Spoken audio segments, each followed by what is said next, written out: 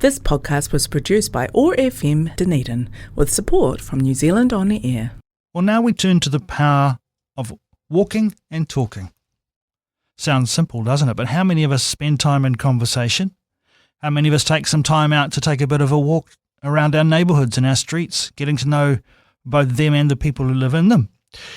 My guest this morning, Dr. Dmitry Zavialov, is doing just that. We're going to find out a little bit more about the Walk and Talk initiative. Morena, lovely to have you with us, Dmitry. Thanks for coming in. Thank you for having me. Kia ora koutou. Take us back to the time when you got some advice from your doctor that maybe you needed to get out and about a little bit more. Tell us about that. Well, there were always the times when you're writing your PhD and then you're feeling that you're exhausted. Yeah. You're exhausted mentally. You're just exhausted physically by sitting on your chair for 8 hours in a row in one single space. And then you realize that it creates the blocks in front of you. Just you cannot continue with your work. The life feels difficult to continue with. So what I learned during my PhD was just to go outside of my office, go around the campus area, speak with the people who I meet on the street, and then return back to my office. And you wouldn't believe me, but productivity skyrockets after that. That's what I noted about myself. And I decided why not to continue doing it on a bigger scale? Why not to continue going not only around the campus, but 10,000 steps, as the doctors recommend, having the physical norm of your activity during the day. So I am walking every day around 10,000 steps, and I decided to invite my friends to join me on this journey of 10K steps.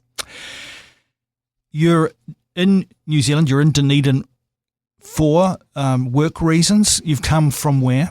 I come from Tajikistan. This is a country in Central Asia, and I came to New Zealand to study at the University of Otago to do my PhD project. I was searching for the supervisors around the world, basically, but I found the match here at the politics department. So I was doing my PhD degree here, then I stayed in Dunedin and I lectured for a bit, then I worked remotely from Dunedin from a bit. Now I'm awaiting my next role, which comes in July. So yes. It would be a common story that people come and immerse themselves in their work to sometimes the point at which it might impact their mental health, their physical health, because the work is so important. And the connections perhaps that they need to be making outside of work aren't happening. For you, was it also about meeting new people, making new friends? Yes, exactly. As they say, first you gotta help yourself before helping others. First help yourself in your own life before saving the world with your PhD or some amazing big project that you're working on. That's very important to look after yourself. So I encourage all my friends, everybody, just to step outside of their normal work routine and go treat themselves with nice fresh air outside. Go somewhere around the garden area, somewhere, and just see how the life is. Feel the moment.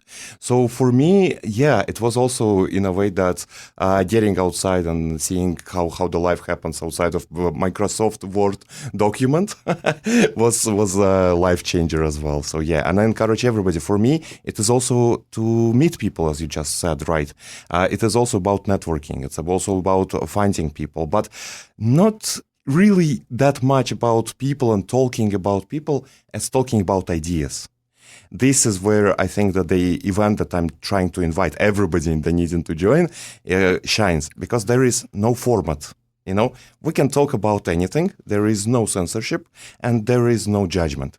So come over, talk about the fantasy worlds, talk about economics, talk about politics, talk about anything that you want really. Talk about the history of Finland. We just had that discussion the other day. I didn't know many things about the history of Finland, but now I'm enlightened. So, and come there, bring your weird ideas, bring your other idea, anything that is in your head goes, and the people will love it. Believe me. So you were starting to do these walks and spending time with friends and having the conversations with people perhaps that you were already starting to make connections with yourself. Mm-hmm. Why did you decide to extend that invitation wider to other people who you don't know, to anybody who might want to get involved?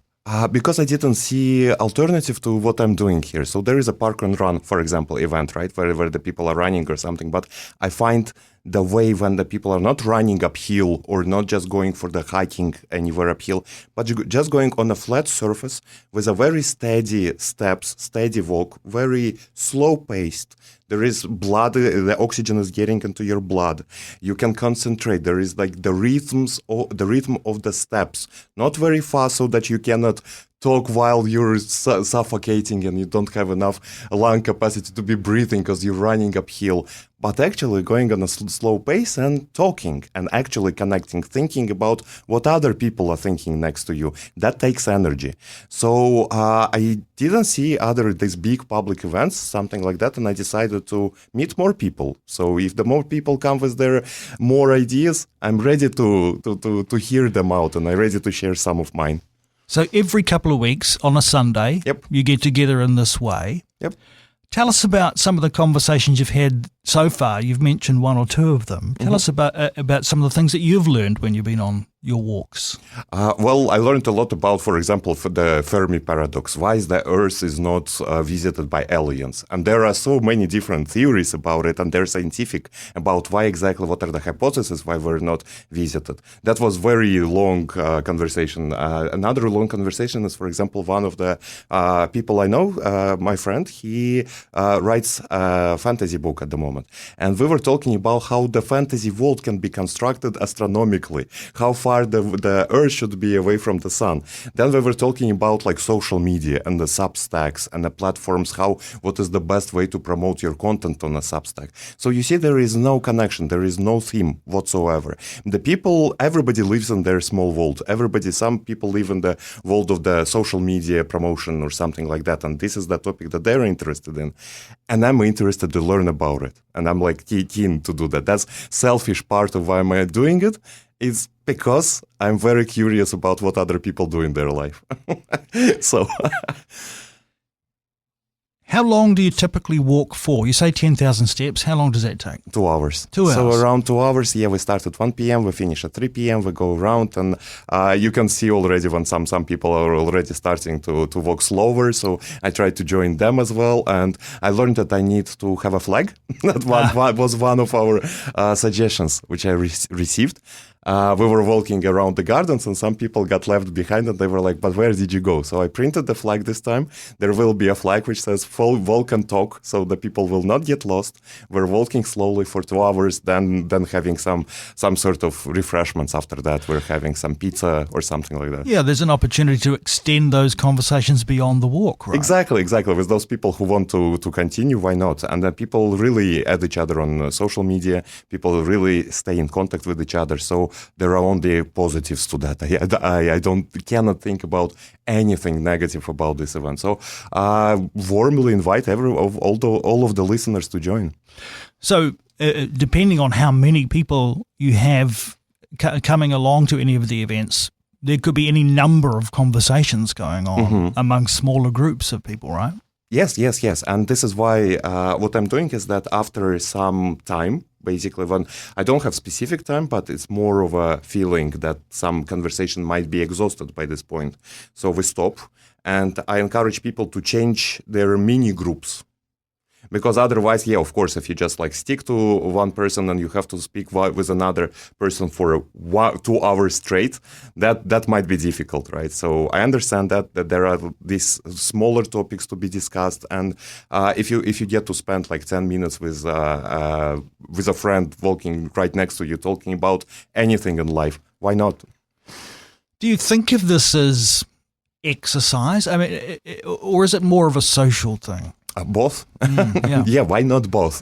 It shouldn't be either or. So it's not a physical exercise as running or hiking or doing going for paddle boarding. It's just walking, but it's still an exercise. It still brings you to the healthier lifestyle. So it is both social and physical. You've mentioned the Dunedin Botanic Garden. You also walked around the beautiful St. Clair as well. Do you have other parts of town that you like to take these walks? Yeah, well, we also went to Woodhoe Garden and also to the water reservoir up there. But the next one, which I'm thinking, is of going around the stadium. And there is a nice bridge after the stadium, if you know what I mean. So going around there, doing the loop and following the water of Leith. upstream as much as we can in 2 hours. That's the plan for the next one. All right, so our listeners might be thinking, hey, this is something I'd like to do. How do we find out more about your Walk and Talk group? I will create a Facebook public event. I will put it public, so if I'm not mistaken, the Facebook it just shows the public events in your areas.